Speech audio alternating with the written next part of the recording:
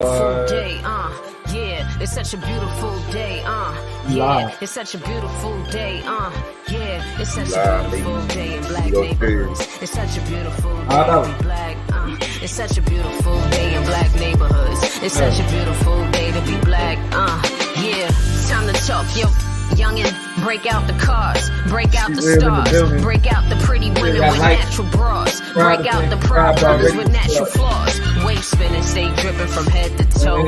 Kids running with the mices like Eskimos. When you see them haters watching, put on your show.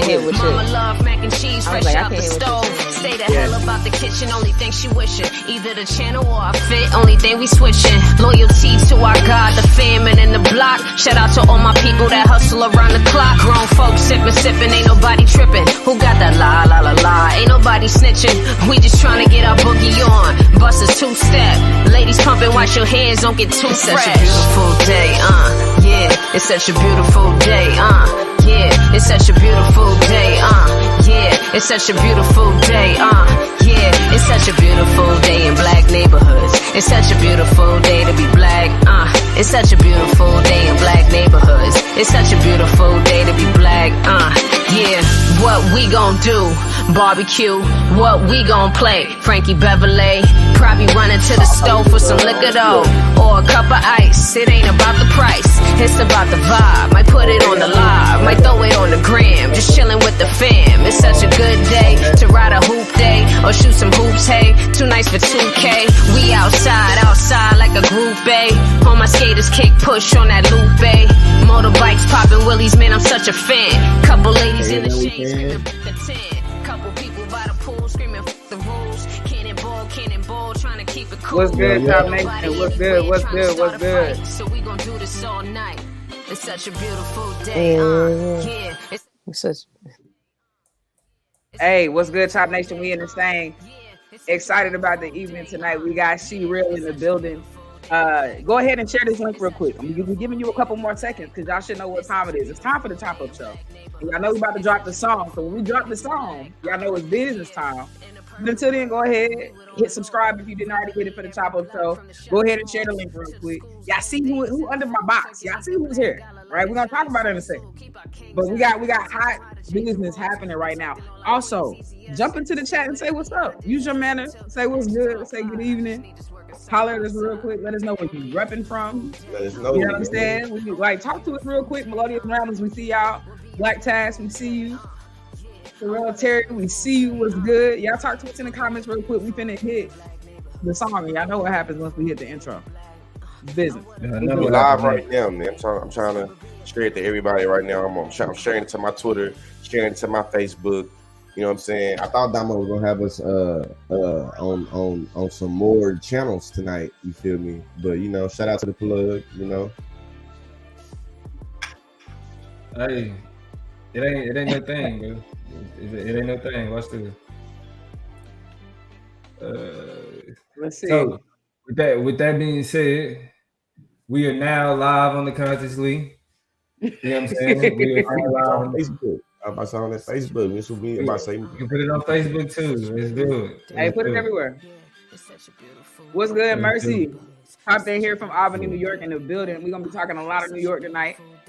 So definitely, if you connected to the Big Apple, you know what I'm saying, talk to us real quick.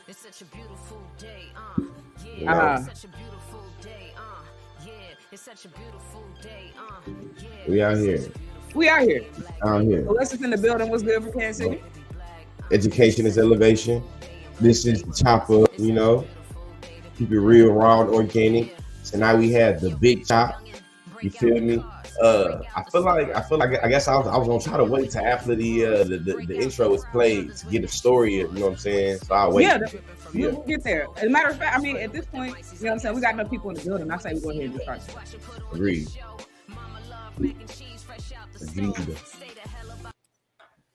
Let's see what we got.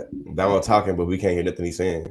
In the city, we gon' slide, bet I be there pronto. Me, my guys, we really live. Lord forgive me, pay my tithes. Please don't have me reach inside, and that's in the console. Keep the semi when I ride, lit off Henny when I drive. In the city, we gon' slide, bet I be there pronto. Bet I be there pronto. What's good with it? What's great with it? It is the Chop Up Show. It's your girl Toya G in the building with the family, and y'all know I love it when we do it Brady Bunch style, right? So y'all see how these boxes are stacked up, which means I got a lot of great people with me. One of y'all, don't tell on yourself yet. Don't introduce yourself. We're gonna introduce you in a minute. But everybody else in the building, we just lost somebody. He'll be back. But everybody else in the building, say what's up. What's good? Yeah, man. What's really real, you know, George Lee, aka the Conscious Lee. Don't forget Lee, you know, consciously.com. Education is elevation is the motto. Y'all get into boy again at the consciously.com, man. We got a nice conversation coming for y'all. All the creatives, all the aspiring entrepreneurs and hustlers, man. This one is for you. This is for you. This is for you. Tonight, of course, we would be here or will be here again with our other host, the Political Plug, definitely representing the Chop Up Nation, the Chop Up Nation and Chop Up Show. Dropping some great content, working on some great things. He's back in the chat. Plug, you got anything you want to say to these people? Hello. What's good? How y'all doing? I love y'all. Y'all know how it goes. We love you too. All right, so let's go ahead and jump into the business of the night. We got a special guest, everybody. Show your love in the chat if y'all are here repping, and also on the chat, plug consciously. Show your love to Cherelle in the building. Cherelle is in the building. What's good, Cherelle? Yeah. What's up, y'all? How y'all doing? We're doing great. Doing great. Excited to rock with you tonight for the Chop Up Show, for the Big Chop specifically. Want to tell the people who are not hip about the person we're going to be getting into tonight, or get into it with it tonight. Y'all know the Big Chop is intended to put a spotlight on Black people doing amazing things, pushing the culture, contributing to what makes us great, what makes us beautiful, what makes us look good, what makes us feel good. And so Cherelle is definitely in that number. A little bit about Cherelle, an amazing hip hop artist, entrepreneur, brain trust visionary coming out of Harlem, New York. Has a background in sports, if I'm not mistaken. Got a basketball background. I used to play ball. Yeah, shit, yeah. But walked away from the court and really started to focus on getting in the booth, and as a result has done some amazing things and has a lot of just top tier accolades. I want to make sure I'm shouting them out correctly. So just so y'all clear, has the most recent project, Hey Cherelle, which I'm going to drop in the chat real quick so that y'all can make sure y'all go and get a copy of it. It's available on all platforms. So y'all going to be hearing more about the music and hearing the craft, hearing the music itself throughout the show. But recently in 2020 dropped the most recent project, Hey Cherelle, but has been featured on United Masters, Hit Boy, Beatbox Exchange Competition, the 300 Entertainment Unplugged, Hot 97's Loaded Lux, Top Shelf Freestyle, Jermaine Dupri, So Def Women's Cypher, BET Jams, Verse, Sway in the Morning. God, the list is, let me listen. All hip hop since 1987. These are publications she's been featured in. Hip Hop Weekly, Double XL. Listen, the resume, is healthy. So I'm trying to let y'all know that we in here with greatness tonight. And I had that. I mean, I'm not even covering half the stuff on my list, but I'm so excited because, you know, really we about to talk and get into Cherelle as a visionary, as an individual, as an artist, as an animator. And I really can't wait to peel back the layers on this conversation. I've been hyped about it since we met. Matter of fact, me and Lee met Cherelle kind of poking around in Lamart Park a couple weeks ago. Go ahead and run back the first impression, how it played out, because that was a blessing to me, and I think that really started the pot for where we are tonight. Yeah, Cherelle, let's hear from you. Okay, that's crazy that y'all look at it like that, because that's how I look at it. Like, and I actually peeped y'all when y'all was on the other side, like further down the block and shit, and I was like, I'm gonna get them when they come. Everything is always so energy based to me, so I actually always know who I'm going to talk to as soon as I see them. And I'm very much I used to sell CDs in Times Square, so I'm very much I gotta go get mine in order to let people know what I got going on. Yeah, it's the Harlem hustle, right? Yeah, respect. Yeah, facts. But as soon as you guys walked up, you know, like y'all were really cool, and I'm always very taken by what people are attracted to. So the fact that you were into the colors and the character and the message, it really it meant a lot to me. Yeah, and they definitely cops, as you can see. That they definitely copped. They kept their word. They copped. They got jackets. Lee got the jersey on. We ain't even. We're gonna do our fashion show. We're gonna do our fashion show in a minute. We're gonna do the fashion show in a minute. Put that away. Wait. I'm bad. I got carried away. Set it up. I mean, because the thing that I, you talk about a glow, and a presence that you got to have, especially in spaces that might that might seem cluttered. And I'm not talking about the vendors at Leimert Park being cluttered, but it's a lot of people who want your attention, who trying to sell something, who trying to get you to come over and vibe with what they got. Me and Lee kind of moseying through the crowd, and as a matter of fact, the plug was on the way. He was just kind of behind, headed across, so he barely missed you. We was all out there eventually. And we ended up sitting out there for what, like 2 hours. Just food, man. And what was amazing about it was Cherelle, just the vibe from the tent. Was your music playing? I can't remember. It was a lot of music and stuff like that. Yeah. But just everything and the vibrance, you know what I'm saying? The gear, the attitude, the welcoming spirit, really let us know that we was dealing with some authenticness. And so real quick, I've kind of thrown out some of your accolades. I've tossed out some things of note that I was excited about when I saw it. But go ahead and just from your perspective, tell us a couple things about you, where you're from, how long you've been doing music, and then how long you've been in this animation / fashion game that you've been really tapping into. Okay, so in regards to music, I always say that I seriously began writing in 2005, but I started releasing projects consistently in 2012 and performing consistently in 2012. So I have 8 solo projects, 1 collaborative project I did over in Paris, France, with some artists and producers over there. And I've done countless competitions and college tours, and like open up for Joyner Lucas. Just a couple of days ago, I opened up for Twista, and I got a show coming up in 2 weeks where I open up for Conway the Machine. I was able to touch the Revolt stage like a week ago and be in the studio with Hit Boy the other day, which was like bananas. Sorry, I sent people the link on Instagram, and people are messaging me right now. You good? But yeah, no, it's just, for me, my thing is always just about consistency. So I feel like I can't really control, like, successes like this. It's like I can't really control what people gravitate towards, or I don't always know what's going to work and what's not going to work, and everything doesn't actually flow. Like, how do I say this? Everything isn't always what meets the eye. So it's I feel like every big experience I've had has some wild whatever experience attached to it, because there's always something going on that's just how it goes. It comes with it. But I'm grateful, for the experiences, because I feel like it's definitely taught me a lot and allowed me to come into my own and allowed me to develop my own voice, which is something I don't feel like I've always had. And in regards, go ahead, I'm sorry. Well, no, and I didn't mean to cut you off, so finish that thought for sure. I was just about to jump into the fashion, because I was trying to answer both questions. I was about to ask, like, build that bridge for us. So 2005, really, you got into a new domain, a new world. You got a chance to test out your artistry in terms of spitting and writing bars and getting in competitions and jumping on stage. Well, I didn't start jumping on stage and shit until like 2011, 2012. Like, I really just used to write, and only my homeboys that I probably smoked with knew that I was writing. Those are the only people that got that's everybody's first niggas like, hey, I'm about to freestyle. It's like, nah, they didn't say no freestyle. You wrote that shit. That shit was fire. Right. That shit was fire.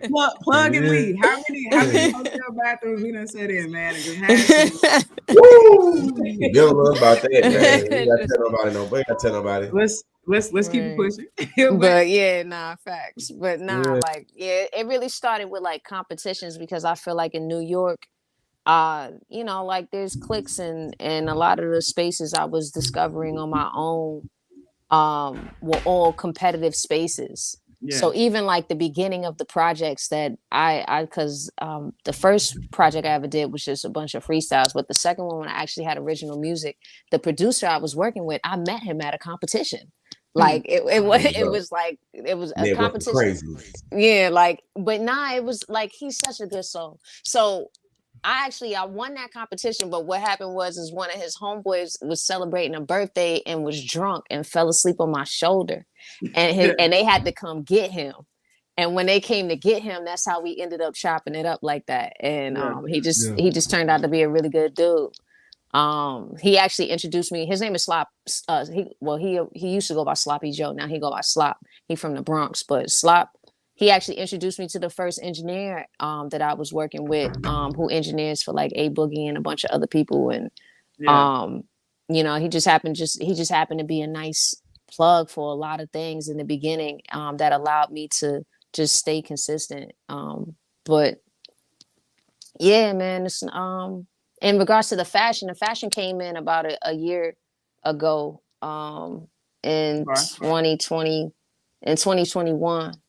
I think during the pandemic, a lot of things slowed down, and especially performing and things of that nature, which really kind of broke my heart because the Hot 97, Loaded Lux, everything, all of that happened at the top of 2020.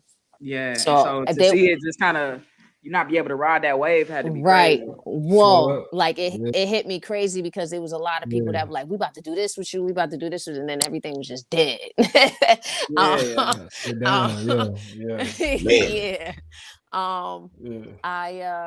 But the following year, I was working on a logo with another young lady that I had met online during the pandemic. She goes by Viva Ray Star on Instagram, and she's a really dope soul.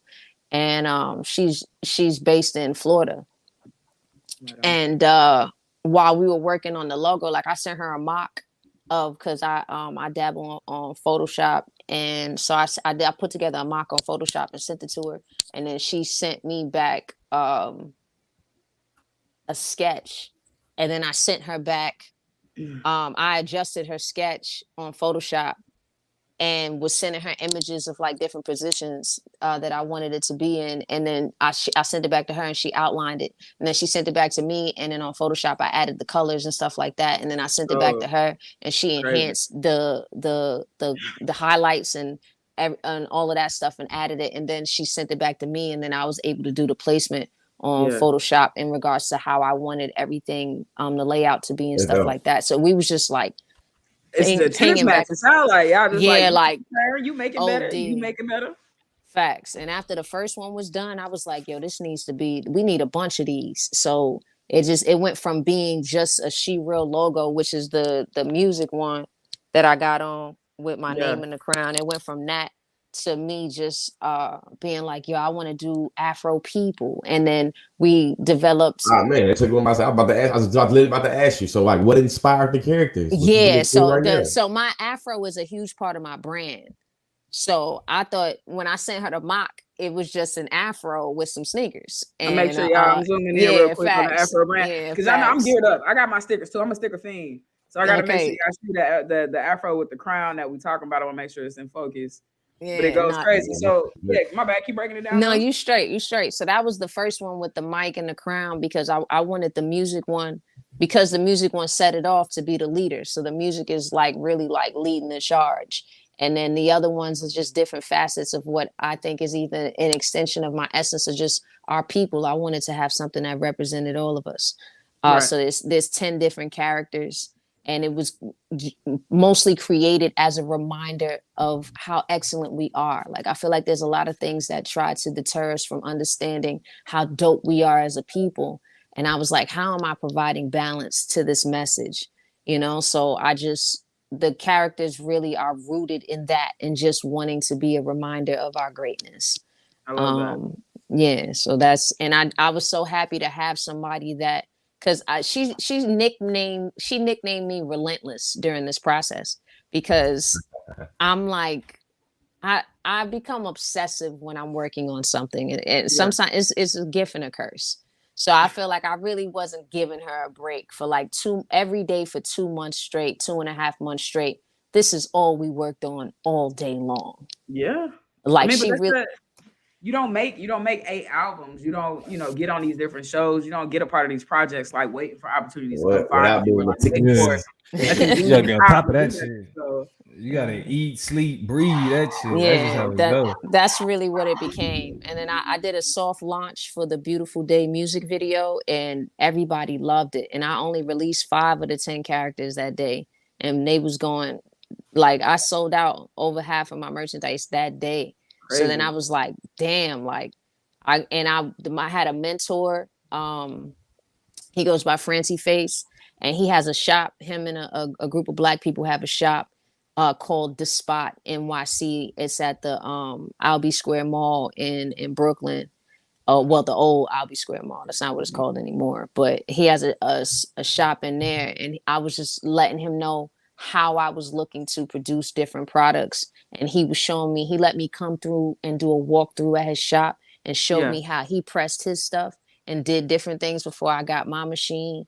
And I got to just shadow him for a day or two and just ask him a ton of questions. So he put me on to like the services I was using for the graphics, based upon other things he had seen other people do, because he used a different graphic service. It was just nice that I just felt like I kept finding, but he's somebody that had been supporting me as an artist for a long time. So it's just being able to maintain relationships that allowed that to just kind of flow.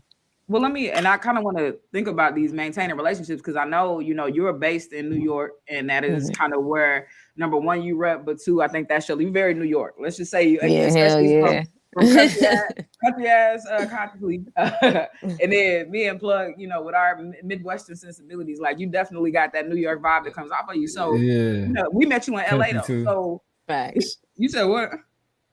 Plug. Who said what? I said we country too. Yeah, I thought that's what you said. And I was, mind your business. But not. But my thing is, coming from these places, different places we from, you know what I'm saying? Like we all transplants to the LA area. So as you navigated this space, you've been working in Lamert, you've been expanding your brand, you've been meeting new people. Kind of what have been some of the challenges, or at least what is a challenge that you've experienced in kind of broadening and expanding your brand and dealing with different types of people? And how you kind of overcome that, you know what I'm saying? Especially because I know New York people like LA move different, you know what I'm saying? Y'all different out there. So that's okay. So the biggest, because the whole reason why I'm even on the West Coast is because I've never had the opportunity to explore this area musically. Like I've done Atlanta, I've done Paris, I've done New York.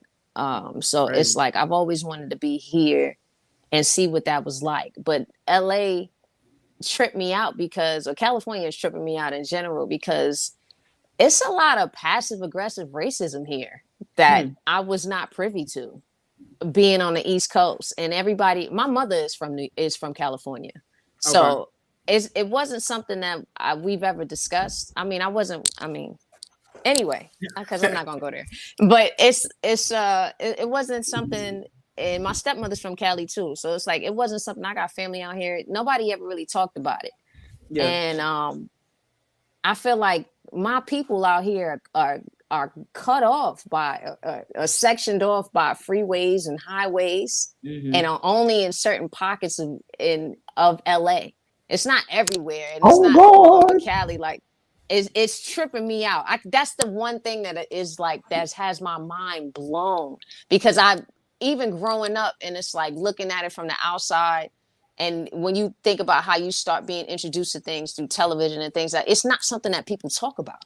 Absolutely. Yeah. I mean, it's just all, you think of LA and it's all palm trees. But when you say that, it makes me think about how many, because we not only segregated from each other out here, but we segregated from everything. All the Black epicenters. It's like, it was crazy to meet people who born and raised in California, never been to the beach. Born and raised out here, and it's certain, you ain't never been to Disneyland. It's right down there. That's what they holler about. When we from other places, all we know is that's where you go to Disneyland. And people like, never seen it, never been. Don't plan on going. It's trippy. I got to travel to certain parts of LA to get certain food, culture, experiences, just people in general. That is coming from New York, which is like a huge melting pot, but also being in New York where I'm from Harlem. Yeah. I'm used to being surrounded by my own. You know what I'm saying? Or spending a lot of time in Brooklyn, or spending a lot of time in the Bronx. And it's even like, I don't even see different types of Hispanic people out here. I only see like certain types of Hispanic. It's trippy. It's really trippy to me. Go ahead. I'm sorry. Oh, no, I don't want to cut you off. Go ahead. No, you good. I was just gonna say it's been taking some adjusting. It's a lot. I've had to adjust to the culture out here. So I think for my benefit, I was able to when I first moved out here, I lived in Long Beach. Long Beach is a melting pot. Okay. You know what I'm saying? Like Long Beach is like I lived in Cambodia town. You know what I'm saying? Like I lived right on one side. You know what I'm saying? It's like a housing complex. It's all niggas in that up. Like it's niggas. You feel me? Yeah. On the right hand side though, you got my Vietnamese partner. You know what I'm saying? Like so it was like.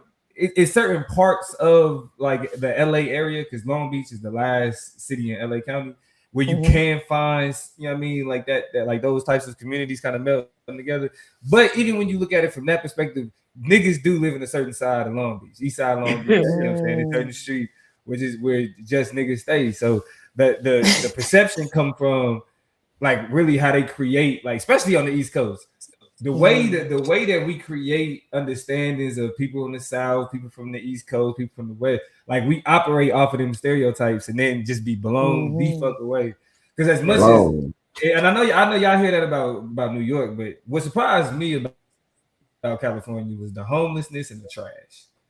It's dirty. But we got hella that in New York. You know what I'm saying? Like, see, yeah. That's what I say, but I'm from Kansas though. You know what I'm saying? Like we got fields that motherfuckers clean up and shit. You know what I mean? Like it ain't. You know what I'm saying? Like we got a little bit more greenery, a little bit more nature. You know what I'm saying? Like that. Well, so take me back to this, right? Because especially like you having different experiences popping around, but you specifically talked about most recently Twista, who you opened up for a few days ago now. Yes. And then the Hit Boy competition, I remember sharing some stuff because it was one of them things where it's like, and that's why I love I had to vote. Yeah. You got people, you got a movement behind you, and it blesses my heart, man. Because I wasn't the only person in the comments like, yo, check her out. Like that, we got to vote for her, we got to boost her. So talk to me about them two experiences. Like how, especially, we closing out 2022. Yeah. A lot of stuff been on people's to-do list, a lot of stuff people want to accomplish, but it seems like you really killing it. So reflect on some of them experiences real quick. Man, that's God. That's God. So like there's no way I could have known that these things would have been taking place at this current point in time. So with the Hit Boy beat exchange competition, he basically just put up a post on Instagram that was asking people to put up a freestyle to a beat that he had. And I tapped in with an artist that I had met at a songwriting camp that I met through a woman by the name of Cherelle Terry. And it was a songwriting camp that took place for the first week of April in LA. And it was all females and everybody's from a different spot. And a young lady by the name of 30 Foes, who's only 19, was there, and she's from San Diego. And she's extremely talented. And a ton of people would hit me up to do this competition. And I was like, what's going to set me apart from everybody else? And I was like, why don't I do it with somebody else that I think is equally as dope? Because I don't see nobody else doing that. Absolutely. And I just feel like the shit worked. The only thing that it also required of me, because I'm very competitive. So I feel like if I want to win something, like closed mouths don't get fed. So it just wasn't. I DM'd everybody that I had a conversation with for the past 2 years to actually tap in with me and comment on a post. I also went to Lamert Park and stopped everybody I could possibly talk to took their cell phones and asked them to vote for me, and then certain people were also hitting up their people to do the same. Like it wasn't, I treated it like I would have treated it if I was in New York. When I did the Hot 97 joint, I did the same thing in Times Square. Like I'm not somebody that's going to wait for the win. I'm going to go get the win. You know what I'm saying? So there's so many, I think, the boldness, and this might just be me, but sometimes I see opportunities like that, tag 3 people, share it, do whatever. And I look past it because I'm like, I'm not going to get picked. I'm not going to get chosen. So the audacity, especially in this social media world, to not only take a post like that and be like, I'm gonna put my hat in the ring. I'm gonna get a couple people, like you campaign for that shit. And that's it's tie breaking, I think, right now, because it's easy to feel like a needle in a haystack. It's easy to feel like you just gonna blend in the back and not be, you know what I'm saying, like somebody who pops out or stands out. But you put the rubber to the road, baby, and really ran to that thing. And that's why it was wild, because I was looking, and I participated in the tag. I looked up, I said, she really won it. She got on it. Like this. It was okay. I felt like I deserved it. So it wasn't just like I'm putting my name in the ring. It was like, oh, I deserve this. It's time. And I just felt like it was mine already. I can't explain it because that's really how it felt. It wasn't like before I won, before he shared it on his page, the finalists, I felt like it was mine already. That's dope. So it was just about going to get what was mine. Hey, I hope y'all hit that hit that love real quick, because I hope y'all know she real in here dropping gems. Right before somebody made an announcement, before somebody made it official, just off the strength of knowing who you are, how you come in, knowing your diligence, know you've been committed to your craft. You know what I'm saying? You envision yourself there. You know what I'm saying? Your mind got to beat you there before your life ever do.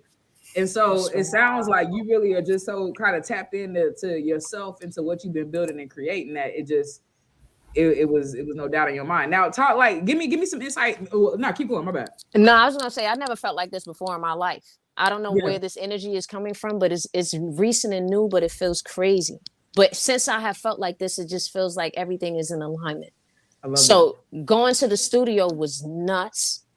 I think Hit Boy, what I've been rapping over his shit for years. So to be in person, it was also full circle, because with Cherelle Terry and some of the young ladies from the songwriting camp, we went to NAMM. Are you guys familiar with the NAMM festival? It's like a Comic-Con for musicians, basically. So you have like all these different brands that create software or actual equipment or just different things that are a part of the industry, and they all have these different booths in the convention center in Anaheim, where like Yamaha has a floor where you have all these different instruments and different things that they have. And it's wild, I've been in that space for SneakerCon, but didn't even know. And I mean, but I knew Wedding Con was happening upstairs. I think when I was like there, that's a great space to, you know, clearly you bring a bunch of musicians in and a bunch of talented people in and a bunch of instruments and different, like, that's a great opportunity to really connect some dots with what you need as an artist. So that's where I actually met Hit Boy for the first time. Crazy. And I wasn't aware of this. Cherelle Terry actually put us all onto it this particular year back in June. And he was at Engineer, so mixed by Ali, Kendrick Lamar's engineer, has had a panel or a booth. And then for 3 different days, he had different engineers come up. So he had Kanye West engineer, he had Rance from 1500, he had Soundwave, he had a ton of people, but Hit Boy was one of the people. And I told myself, man, I'm going to this conference. I'm gonna bring Afropeople stuff with me and tap in with the people that are at the conference that I want to tap in with. So I made a shirt for his son, and I brought him a jacket, apart from the different people that I was able to tap in with. And that was my first time meeting him, God bless you, and one of his engineers. But so it was a full circle thing to win and get in the studio, and his engineer be like, yo, when I saw you won, I thought that was crazy, because he had just seen me a couple of months ago. You know what I'm saying? And it was like, nobody knew that this is where I would be at that time then. So but I love that Hit Boy was just focused on the music. He didn't seem like he gave a fuck about nothing else. Like, that was his thing. He wasn't somebody who was doing too much for attention. He wasn't loud. He wasn't doing it. He was just really cool, calm, and collected, and just focused on his craft and making sure we left the studio with a dope ass record.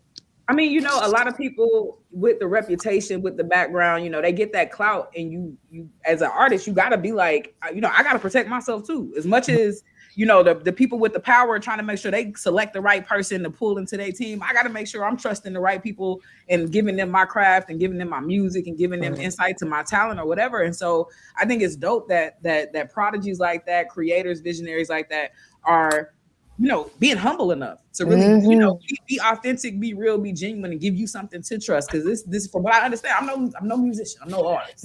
From what I hear, that industry can be kind of sticky. You know what I'm saying? So you want to start out the gate working with people, even people in the upper echelon who really you feel like you can trust and you can give, you know, your hard-earned working talent to. And so, you know, that's a blessing to hear. We've been going back. I'm curious too. I'm curious too. While we on the topic right here. Look.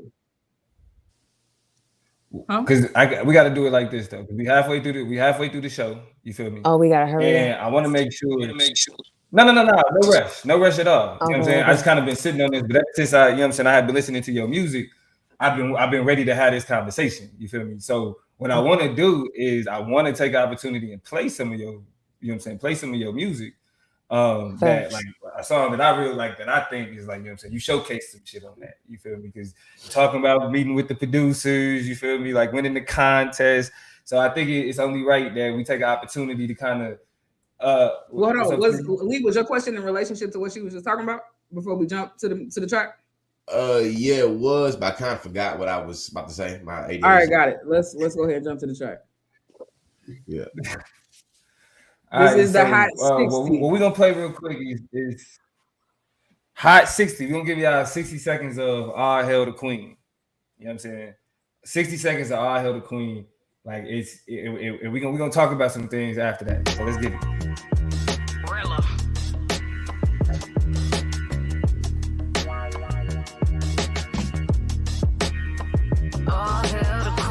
So hard, you don't even need to hype with her. Lucky if she choose to share her light with ya. Making movies like Spike, you should.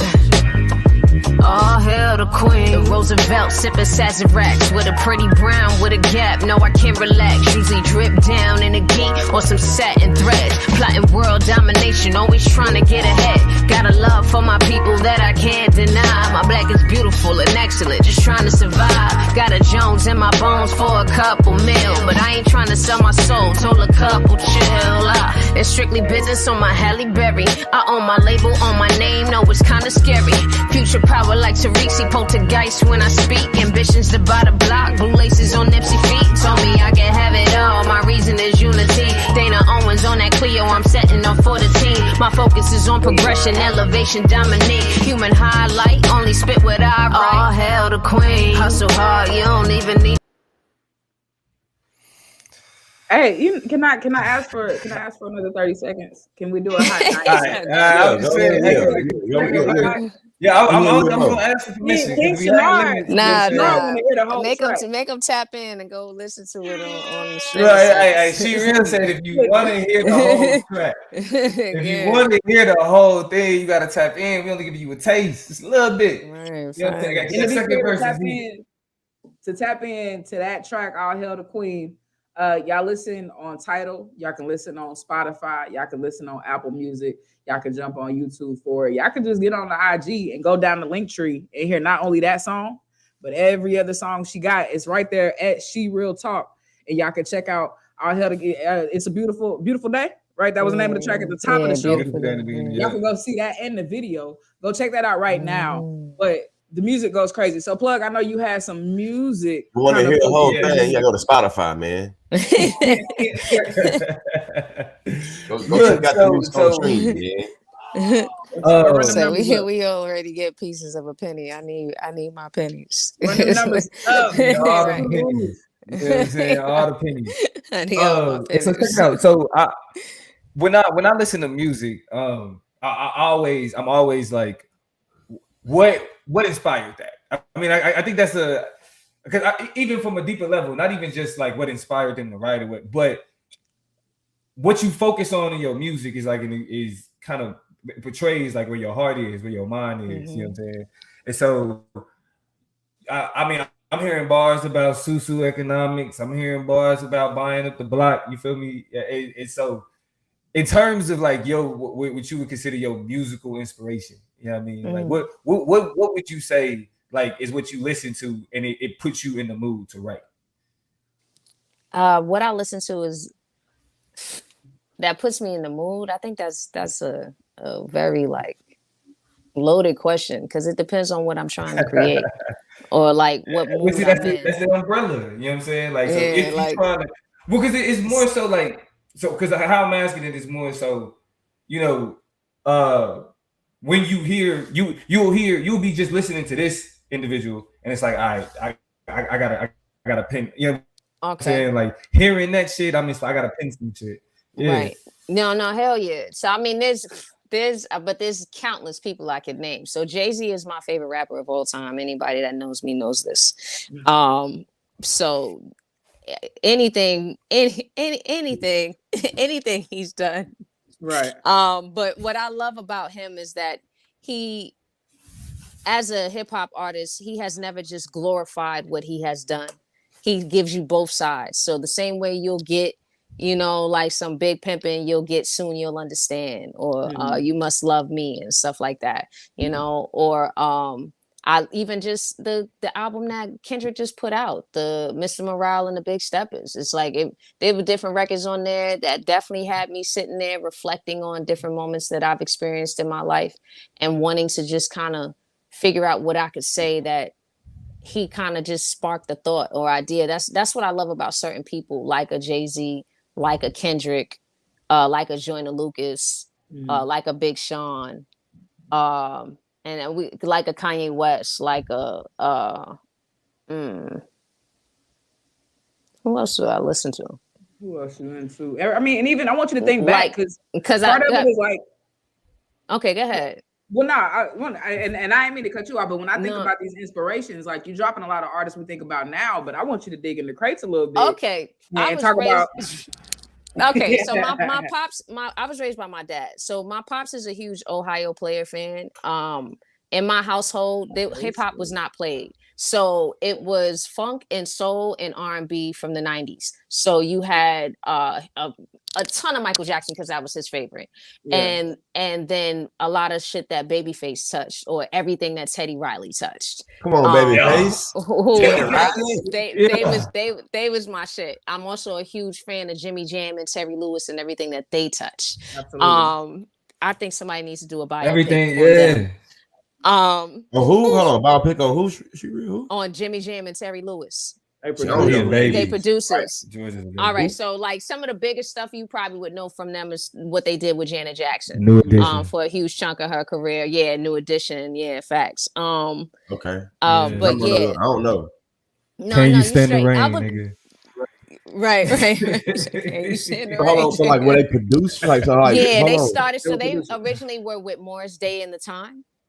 And then they, I remember, because I don't know if you watched the Janet Jackson documentary that she had out recently, that when she was talking about her and her mom went to go see them perform, and then they asked if they could work with her like that, which, I mean, she asked if they would work with her on her album. And I didn't know that that's how she got them, because I only knew them from being a part of her projects and New Edition. But they're producers. They're producers and they play instruments. They're fucking incredible. Like fucking incredible. I feel like welcome. I can't wait to this. I would love to send you shit outside of this just to be like, please listen to this. I'm gonna talk to him. I'm gonna talk to him after this. That's so fire. You definitely you showing that you're the little brother right now. No, it's fine. It's like watching your favorite movie with somebody for the first time. Like I feel like, please do this. Let's do this. But nah, I got a lot of hip hop from my peers going to school because it wasn't played in my house. So it's like people just giving me CDs and giving me different things that I could listen to that was all over the radio. And see, I'm a 90s kid, so it was like Bad Boy was in New York radio. Bad Boy was like everywhere. Yeah. And it was that and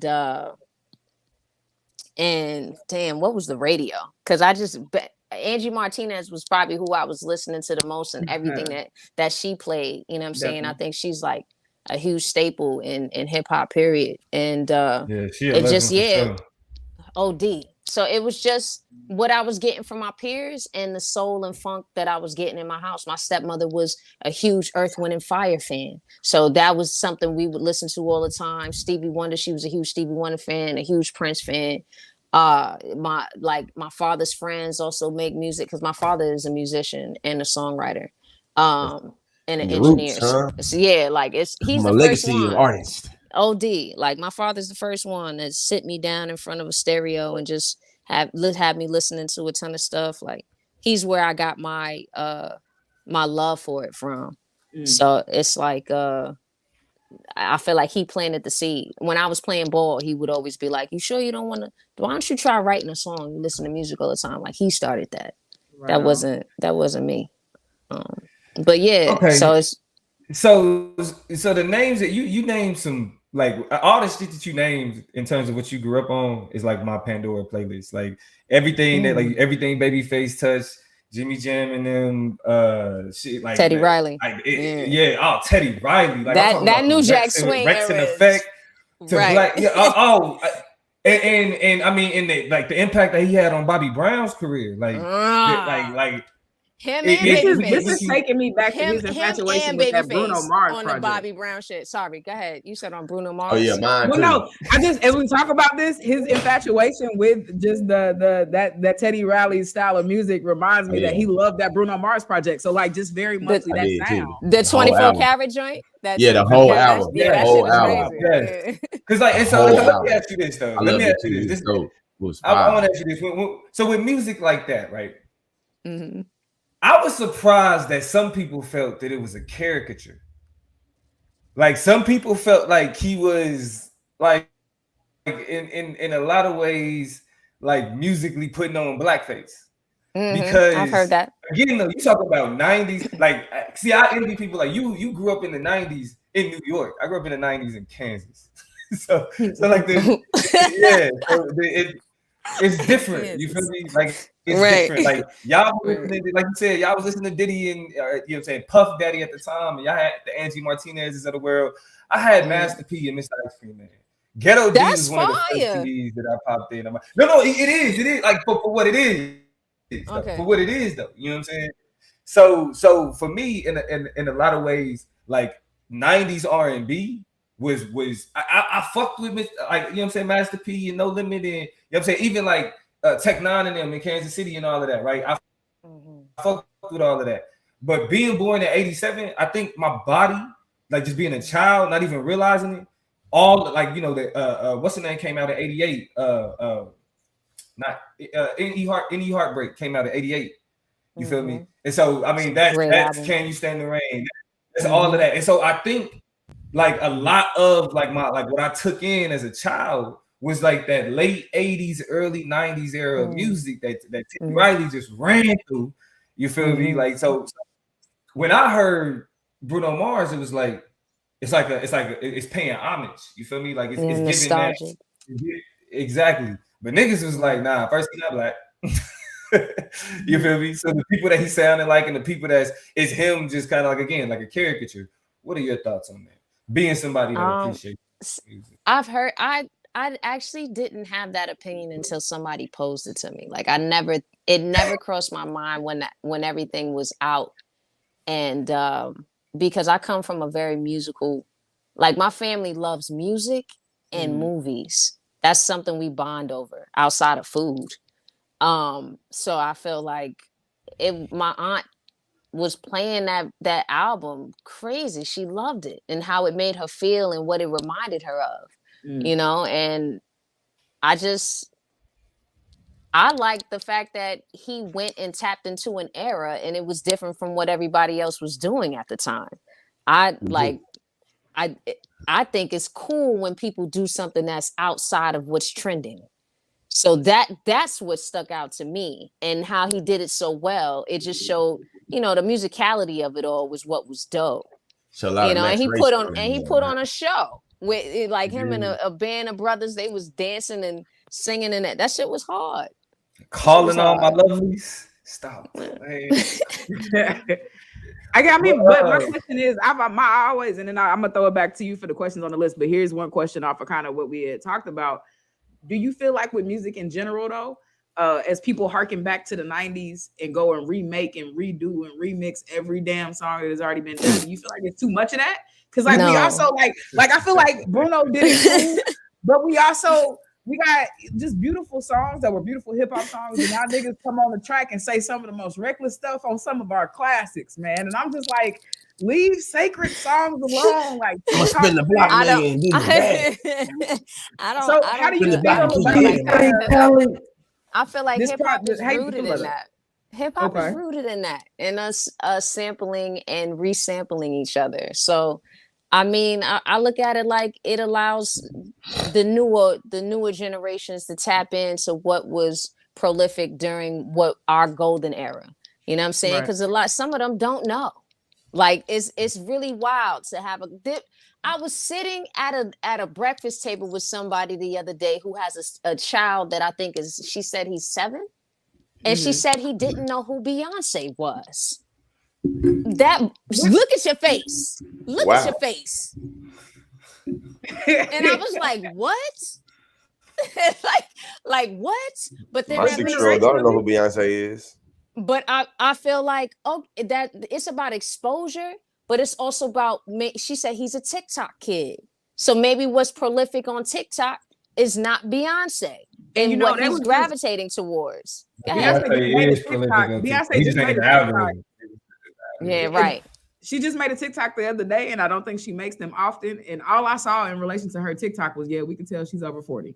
Like we could tell Beyonce's 41 because like the TikTok was real kind of, it just wasn't extra. So I think that just kind of proves your supports point that, when you grow up on these different mediums and these different platforms, it's about what they push. So you might get some flashes of what we're calling old school music and shit like that, but it will be mixed in and peppered in with some new twist on it. And if there ain't no new twist on it, then you might not ever learn about the history. Right. Some of the classes, whatever, but that's wild to me. So I feel like I wish certain people could do a better job of repurposing, because some people they don't do it on a grand scale where you feel like, damn, they fucking killed that. But at the same time, it still allows it to stay current. I love what Armani White did with Billie Eilish and having Noriega come out and get on that shit. I thought that was hard. You know what I'm saying? But everybody doesn't do it at that level. What? Y'all want to know what I feel like? What I felt like was like a real drop the ball with a sample. What was it? Was Drake's like throwaway mixtapes shit. If you're reading that, it's too late. The Genuine sample. I was like, come on, bro, you gotta go harder on this. So anxious. So anxious. So anxious. Nigga, tell that nigga baby. That. Dang! I guess I guess it wasn't. That's so anxious, my nigga. That's so anxious. You can't be lazy. I'm so anxious, bro. You need. When I die, I was in the motherfucking legend. No, bro. You supposed to go classic Drake. So I'm talking about songs for the lady Drake. You know what I'm saying? Like I'm in my feelings, emotions. I'm about to call my ex Drake. You know what I'm saying? Oh, so anxious. I feel like that was a drop the ball of a sample. Do y'all have any examples? It may just be me, but do y'all have any examples of drop balls with some samples? Drop balls with samples. Because I feel like I was saying, DJ Khaled, that nigga just takes somebody else's beat, pay for it, and just throw whatever on that shit. So anything else. You feel me? I mean, shout out to him. He a great hype. I mean, I can't. I'm trying to think of like failures, but when I think about DJ Khaled and one he did well, I think of Wild Thoughts. Exactly. Wild Thoughts was a good one. Wild Thoughts was a really good one. And repurposing and did that shit crazy. Facts. Yeah. I mean, Maria. One was Sweetie though. Nah, that was that just kind of they just did that. You know what I mean? But shit. So, I mean, women in hip hop, I know that was something.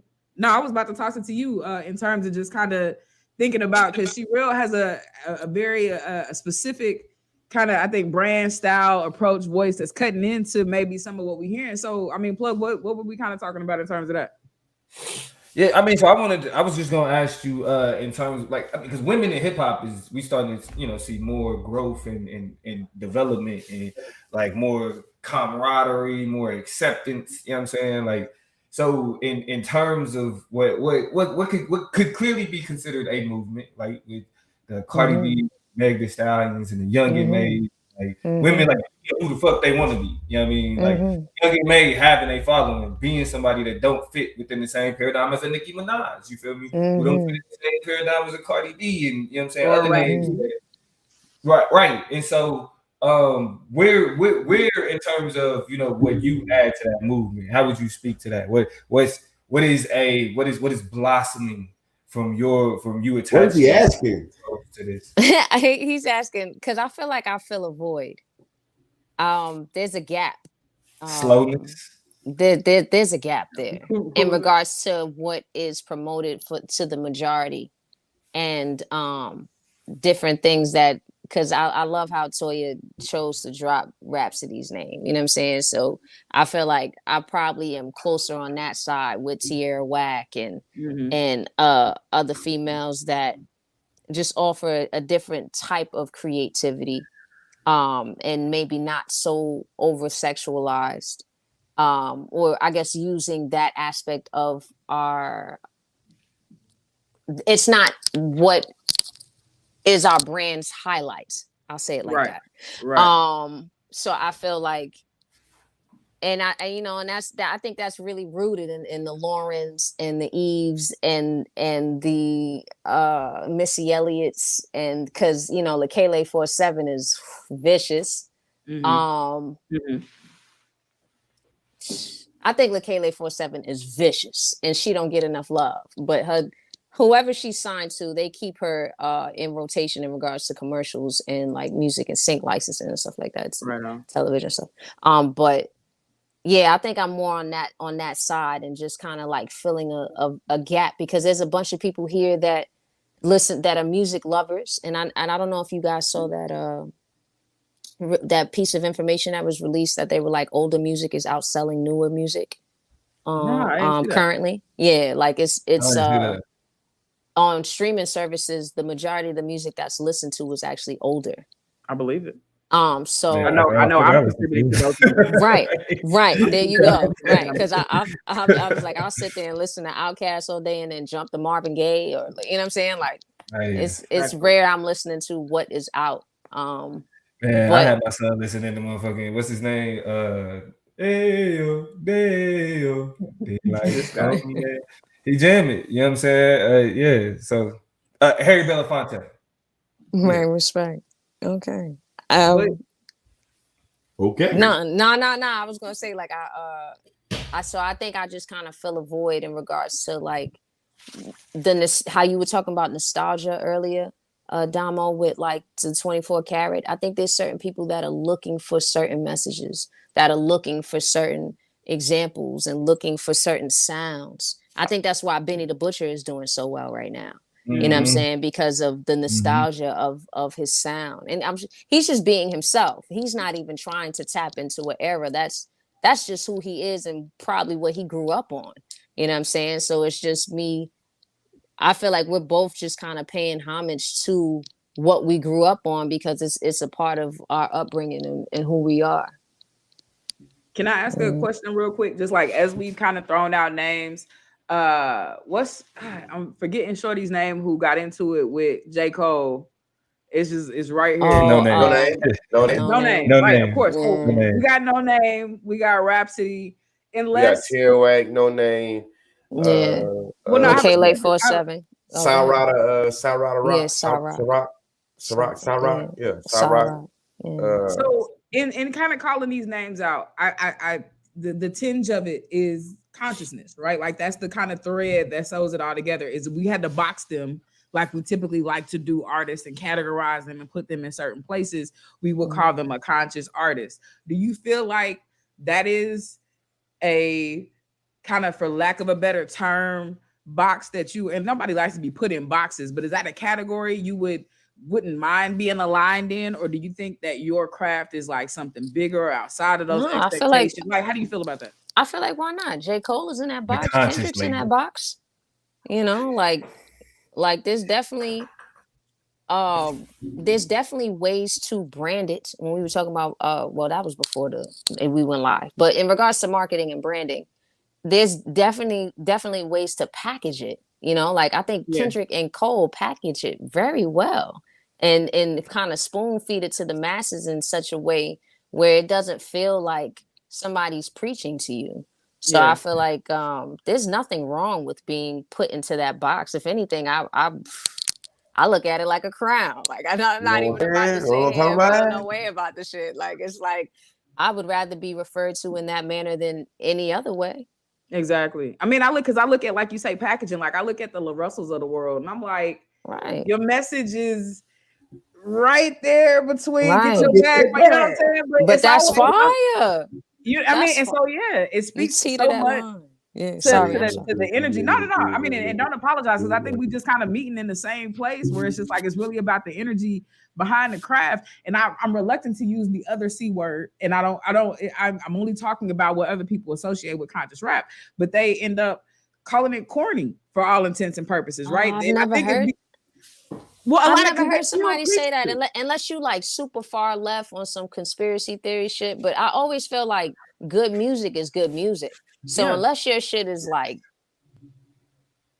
I feel like unless your shit is trash, like, or like you're a rapper's rapper, the rappers kind of get drowned out and I'll put in a certain box. Yeah. What do you mean by that? Let's unpackage that. Hold on. What do you mean by that? The rapper's rapper. What does that mean exactly? The super lyricals, the ones that go crazy with their internal rhyme schemes and barring you to death with every fucking line, and it's just there's certain people that it Rants from 1500 or Nothing did was interviewed by FAQs, and he said that some of the best songs are 40 words or less.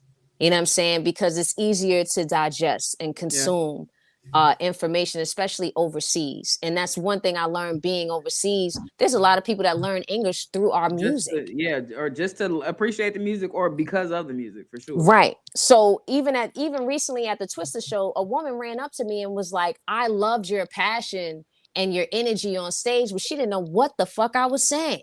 But she spoke another language, and it was hard for her to actually consume it based upon the song that the first song I chose to do. I guess it was just too much for her to digest. So I feel like the super lyricals, they miss certain people, because the majority of our people, don't we only go up to like a certain in regards to our reading level? The common reading level is only up until a certain grade. So it's like when you think about how people digesting messages in general. I think you just did a good way of highlighting the reason why my Southern bias always came into consuming a lot of like quintessential East Coast rap, because it really was like, I'm not into the lyrical, this, and the other. And I consider myself a conscious person that's into conscious rap, but a lot of like the textbook East Coast rap shit, I don't want it. You know what I'm saying? And I feel like that's the reason why I asked that question. And I think to triangulate kind of what I'm saying, that's how I got the corny, because you have this very lyrical, kind of sophisticated approach to dropping bars and bar building and really building concepts over songs, right? And making sure that it got hella layers to it. Then you associate that, like, think about Cole, and the whole big back and forth between him and No Name was how many books niggas was reading. And I think a lot of the reason why that was a part of the conversation, like the top level of it, was of course prisoners and book programs and reading and things like that. But a lot of people would frame J. Cole as a bad artist because they're like, we don't read enough to listen to that nigga. You know what I'm saying? I don't understand enough about, he talk about stuff that's just so detached, which ends up in shorthand, and nigga shorthand ends up being corny. Right? Like, it's just like, you know what I'm saying? Because I got to do a lot of intellectual work, because I ain't read all this, I don't know about this historical example you might have thrown in. And he's not the deepest of the rappers out there doing that. But he kind of the people in the mainstream, him and Kendrick, I think, end up having to wear, you know, that particular burden in terms of their accessibility to some audiences, because they just like, man, that nigga ain't talking about nothing because he talking about everything. You know what I mean? Like, I think it's just about your target audience, and then social media makes it to where damn near anybody can chime in on anything and have an opinion. But it's like you talking about two people that are excelling in their category, and there's still a ton of people that feel like they could potentially be corny. That's wild when they sell millions and tour crazy. You know what I'm saying? So it's just like, oh shit, everybody got haters. I just know that Nas is somebody that you probably wouldn't normally. I watched this documentary he did, and he was like, he just knew that he was somebody that you probably wouldn't hear in the club, and he was cool with that. You know what I'm saying? So a lot of the music that became the most popular music over the past 10 years has been club music. So there's hella people that think that the conscious people are corny when they're used to being promoted club music 24/7. You know what I'm saying?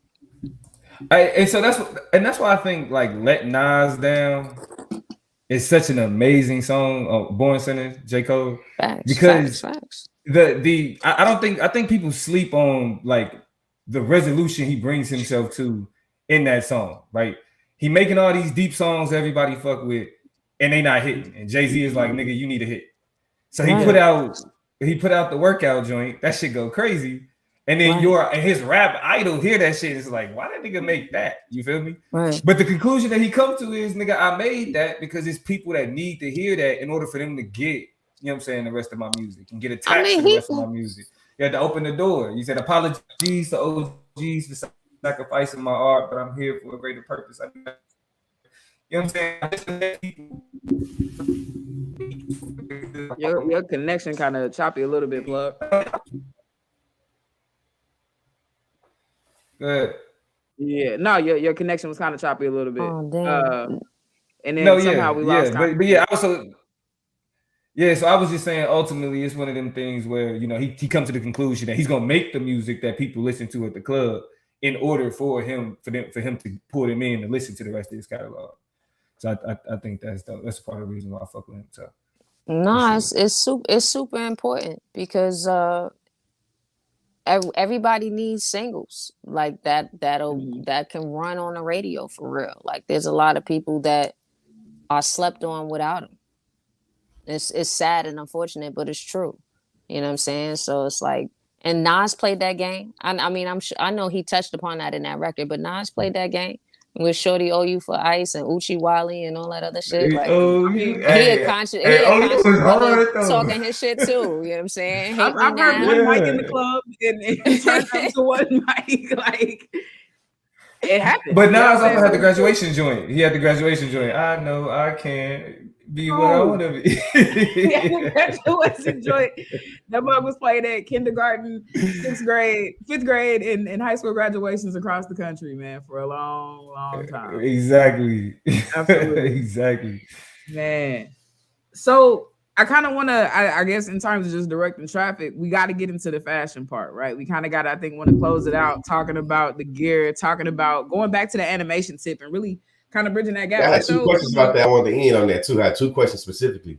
One second. I had some, I want to kind of make sure I show off some of my representations of the brand, some of the animation before we get into it. So y'all know that is going crazy, and it's all based on this Afro character, right? They call Afro people, so it's all based off this Afro character right here. We got the, and they all got names. I can't wait till we get into some of the intricacies of the names of some of these characters, who they are. But I got to show them off so that y'all know that the characters of the Afro people go crazy on all your gear, on all your attire. I got the know thyself, but let's get into some of this this animation business, man. Yeah, I'm really curious, especially because I've been you know, looking at my jacket and stuff. So just like, what inspired the characters? I know you talked about you having the afro, you know what I'm saying, and things like that. But it's like, what inspired the characters as you kind of get into characters, you know, a little bit, and then, you know, what can we find more of this, you know, magnificent, merchandise? Okay, so everything can be found. I mean, if you tap in with She Real Talk, the link in my bio will take you to Afropeople Clothing website, but Afropeopleclothing.com. So again, like I said, the initial one was the music fro, which was supposed to be my logo, and then we created high fro, money fro, black power fro, inner peace fro, gamer fro, kung fu fro, sports fro, black family fro, and food fro. The multiplicity, man. The people, you feel me? But I wanted something that each of these characters are its own. They're their own entity. So I have an idea. I look at this as $1 billion business. Nobody can tell me anything different. Yeah. It's just, I haven't been able to tap into every idea that is an extension of the foundation. So I feel like even with high fro, I want to have my own strands and papers and have lighters and different and rolling trays and all this other stuff. You know what I'm saying? Like I want to have children's books and cartoons and excuse me, I'm saying this wrong. I'm going to have children's books and cartoons and things of that nature, or a gamer fro having video games and things of that nature. It's to have the reminders for our people. I gotta find ways to place it in different aspects of life, and you just get glimpses of that through the different characters.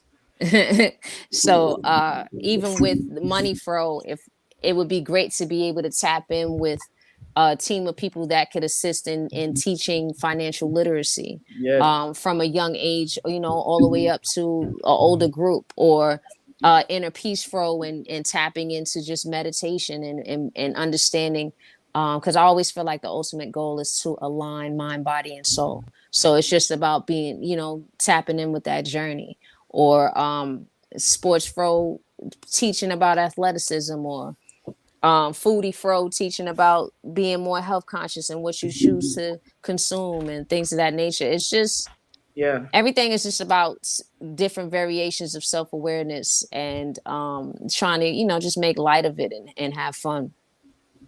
That's dope. No, respect. I mean, I think just running into my first impressions and running into these characters is just really, I appreciate the vibe. They are attractive. You know what I'm saying? Like, I think that's the biggest thing. They kind of like the artistry of it is kind of anime-ish a little bit, but not quite.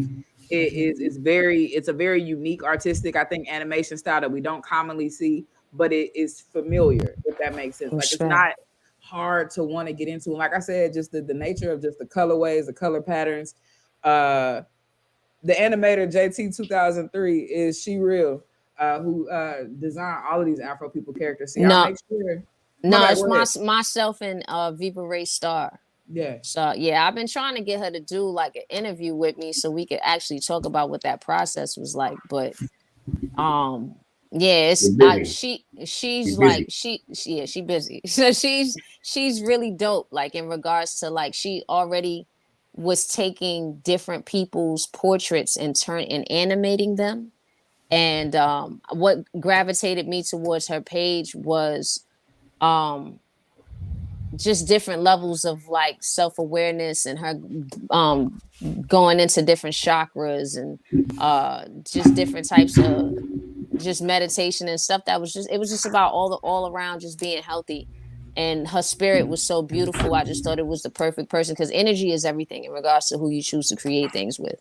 So her energy was just amazing, or is amazing. I don't want to say was. And yeah, so just going back and forth, it's like she was a main piece in regards to assisting and cultivating the outlines and the structure of different things. And I feel like I brought more so like the color waves and maybe how certain things are placed and just the actual idea of maybe what we would do and stuff like that. But I can't, there's no way I could ever say that I did this alone. That would be bonkers. That's real. That's a real humility right there too. So I watch cartoons, right? Like I'm a huge I prefer that over real shit.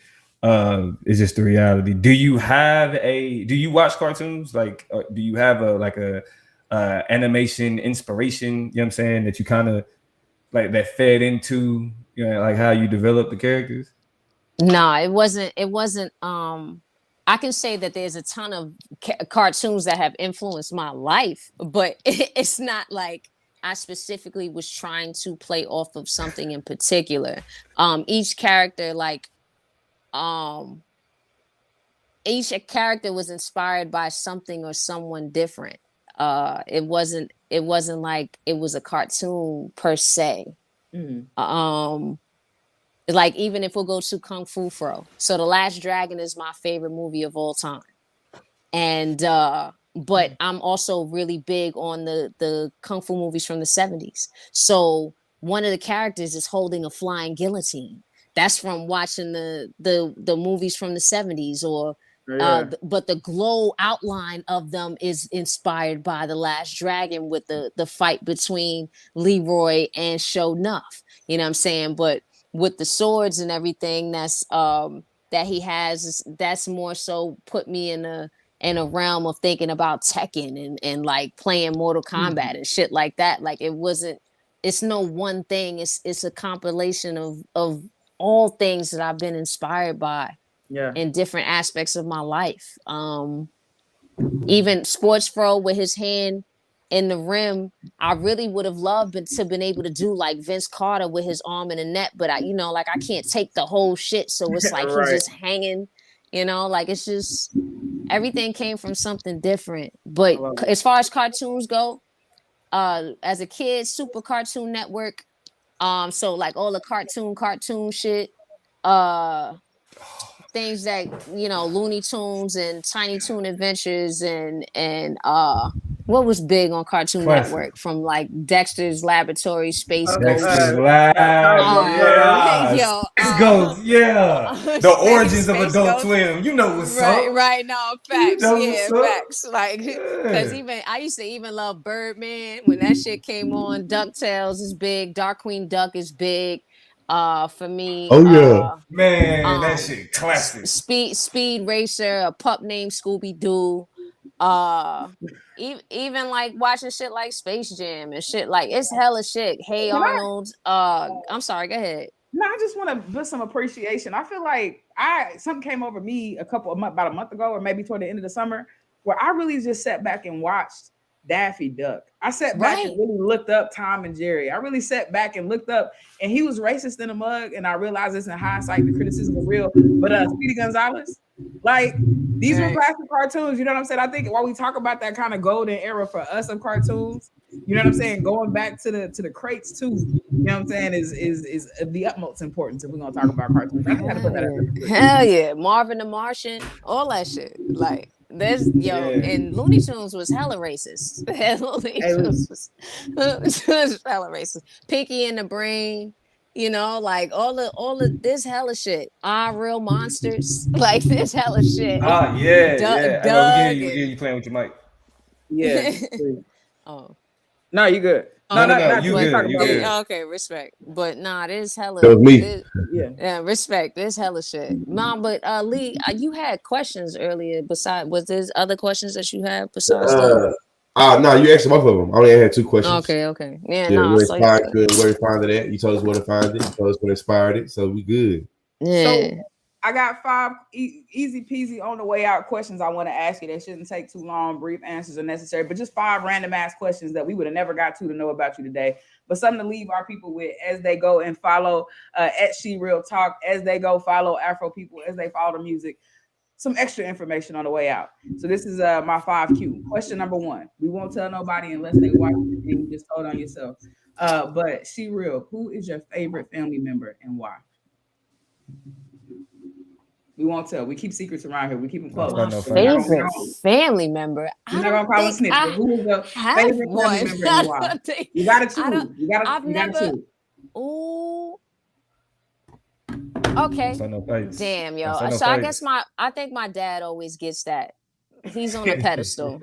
It's really bad. He's on a pedestal because he inspired so much from the music to the sports and laid the foundation for me as a dreamer. I don't think I would be the type. I wouldn't possess the type of imagination that I have if he didn't exist. Okay. It's fair. Shout out to Pops. Definitely. I know when we talking about music influences, you said, he's been there from Jump Street. So I rock with that heavy. Question number 2. Who, and since we were just talking about animation and cartoon characters, who is the smartest cartoon character and why? Who's the smartest? Who would you give the accolade of the smartest cartoon character, and why do you think that? What's really fucking crazy? I probably would say Bugs Bunny because of the way he used to fuck with Elmer Fudd and drive him nuts. I think he had audacity too. The smartest. We just talked about Dexter Laboratory. Because I was like, Dexter came into my brain, but the way Didi used to be able to get under his skin so easily, you could say that he was book smart. True. But he was lacking in certain areas, or she wouldn't been able to fuck with him so crazy. Well, so what's your final answer? We tossing out I'm gonna stick because we're trying to run through it. I'm gonna stick with Bugs. I'm gonna rock with Bugs, Mr. Bunny. We rock with that. Question number 3. It's 3 a.m. and you leaving the studio, or you leaving recording, or you know what I'm saying, the production process, whatever. You working hard and you hungry as shit. You stop at your local 7-Eleven. What is your snack combination? One beverage, one snack. What do you choose? What's your snack combo? Fuck am I gonna get from 7-Eleven? That is so disappointing. Make it hard. That's why I chose a specific place. 7-Eleven. So all I drink is water at this point. It's really bad. All I drink is water. Yeah, it's great. But I actually think I did some shit where my body just rejects so much, and water is probably like my biggest go-to, no matter where I'm at all day. And fruit. I'm a big fruit person. So I really like mangoes and blueberries and blackberries and raspberries and bananas and apples and oranges and pineapples. This is your friendly neighborhood reminder that you can go to 7-Eleven for healthy snacks. They do sell this shit at 7-Eleven. They got good bananas. They do. I'll give you that. I've seen a solid banana at the 7-Eleven. Yeah. Question number 4. What is one thing this world could use more of? What is one thing this world can use more of? Transparency. Hey, transparency. Cut and dry. I say transparency because there's a lot of different agendas being pushed at all times by controlling parties. And sometimes I wish information was given without a filter. I mean, it's sometimes this is a conversation for another time, but the sensitivities of our culture, of our era, of our generation. Yes. Which some people would even call some of us snowflakes, right? That would be their way of taking jabs at us because of how we censor certain perspectives, certain identities, talk about certain things. But I can just, some of these people weak. Some people are just weak and can't take, you know what I'm saying, just the cold hard facts. And I know you New Yorkers don't I don't look at it as weakness though, because a lot of things are programmed. A lot of people are being programmed. So, and there's some people that they don't know anything else. It's based upon exposure and how messages are delivered to you throughout your life, or what you've come across that may allow you to say, okay, maybe this does make sense, as opposed to what you see on a normal basis. I mean, shit, there's people in my family that I argue with up and down about different things, and I can't seem to change their position on it based upon their upbringing and what they know to be their reality. And transparency will help all of that, for sure. Transparency. All right, my last question to you is this.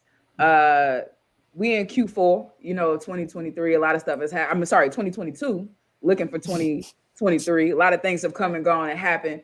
What is one goal? What's one thing on your list, big or small? It could be music related, it could be life related, whatever. You don't got to tell us your business, but if you could pick a goal that you are pulling for and pushing for before December 31st that you plan on reaching, what's one goal you just got sitting on you that you're trying to attain? I want to only work for myself. Okay. We love that. I want to own my time. We love that. Yes. I don't want to work. I don't want to work for anybody else. And I'm not somebody who's not willing to work hard, because trust me, working for yourself does not make it any easier. It's just right. I just would rather be able to own my time. Right. It's beautiful and it's not appreciated. So listen, thank you for spending time with us, tearing with us tonight. Cool. Keeping it a stack with us about just kind of your growth, your development. You had a couple gems in there, that I hope people caught the whole idea that you don't always see or know what's around the corner or what it's going to look like, but you believe you win it anyway. You believe you can go any room and garner the attention, get the power, take the position, run with the opportunity. I think you taught us a lot in talking about the whole Hit Boy kind of situation. And even, you moving up to share a stage and open up for people like Twister. You know what I'm saying? You definitely given us some things to reflect on in terms of what it looks like to really just be a woman of your caliber in your lane, doing what you're doing and moving in such powerful ways. So I tip my hat off to you. I know the boys in the show got a lot of love for you. Most definitely. Thank you. Y'all gotta go find and follow Cherelle at Cherelle Talk. Y'all see the at in the name right there at Afro People. Somebody drop that in the comments for me one more time so we can make sure that pops up on the timelines and stuff like that. Afropeople Clothing. Afropeople Clothing. Afropeople Clothing is what it's called on IG. Listen to the music. We're gonna listen to another track on the way out. We heard All Hail the Queen, and we heard It's a Beautiful Day during this show. You can find those tracks on Apple Music. You can find them on Spotify. You can find it on Tidal. You can type it in YouTube. You could Google Cherelle Talk. You can Google these tracks and find where she go. Follow everything. Go subscribe. Go stay tapped into everything because beautiful things are happening as we transition out of this year and into the next. Right? We trying to own our own time. We trying to build, whole dynasties, and you are building beautiful relationships with people all across this country and around the world, right? You talked about Paris, you talked about international capacity. So I just I'm excited for the opportunity to lay the groundwork, to give you a platform. You don't need our platform, you know what I'm saying? You doing it. Yes, I do. Don't say that. Thank you for coming and dripping some top heat. Hey, blessings. We definitely appreciate your presence. I mean, we again, once they brought the information to me and I looked into, into what it was, listened to your songs, I'm like, we going out on All Hail the Queen. That's my favorite. Yeah. I don't know if you gotta sing it. I know The Beautiful Day got the video and all of that, but like I'm the type of nigga that you was talking about, like enjoy rappers. I appreciate that. And so the vibe that I had got listening to your music, I definitely I'm looking forward to seeing how far you go. I'm gonna be like, yep, she was on here. She was on the chop up, big chop. We had the Cherelle joint. We gonna post it, as you take off. So definitely we appreciate your time. Hey, I appreciate you. My bad, go ahead. No, I was gonna say hopefully as I grow and I reach another level, y'all could bring me back. You know what I'm saying? Like I would love that and to be able to answer our DMs. Don't be don't forget about it. Don't be like that. I'm not. Don't forget about it. Don't forget about it. Nah, come on, man. Y'all, trust me. Like this was such a big deal for me because y'all energy. Like I kept telling different people. Like after I was able to tap into each of y'all pages that I don't come across minds like these all the time. And for all of y'all to be together on one platform it's insane. You know what I'm saying? Like it's insane. And it's so beautiful that y'all have this in that, because I feel like y'all represent us so well. Y'all represent us so well. Like I'm so grateful. Thank you. You know what I'm saying? To have crossed paths and been able to have this experience, even just, a glimpse of what you guys got going on is I'm grateful. I'm really grateful. It's mutual. It's love. Thank y'all for tuning in and tapping in with us. Whether y'all Chop Nation fam, whether y'all are coming in from Cherelle, from the Cherelle Nation, whether y'all coming in from Consciously, from that page. Thank y'all for sticking in and tuning in. We're gonna head out with some of these jams. Y'all already following the pages. Y'all already know what to do. Come back and kick it with us next Thursday night. We're going to have some more conversations talking about what's going on around us. Go ahead and hit like, hit a love, hit a thumbs up on your way out. The plug is about to drop. All Hail the Queen. We're going to jam to that. We'll see y'all next week. The hype with her. Lucky if she chooses to share her life with you. Major moves, making movies like Spike, you should. All hail the queen. Hustle hard, you don't even need the hype with her. Lucky if she chooses to share her life with you. Major moves, making movies like Spike, you should. All hail the queen. Trust me by my name, always show respect. Dying with the bulls, Zach Levine. You could call a ref. Where they moving foul, raise it clean. I'ma keep it fresh. Tell me why you mad, son. I ain't even at my best. I ain't even in my prime. Taking my time, still got them grind. Guess so wet. Ain't no one alive, blocking my shine. I was born to flex. This is New York, my state of mind. There's more not sit or pocket. Real eyes, realize. How am I not clear?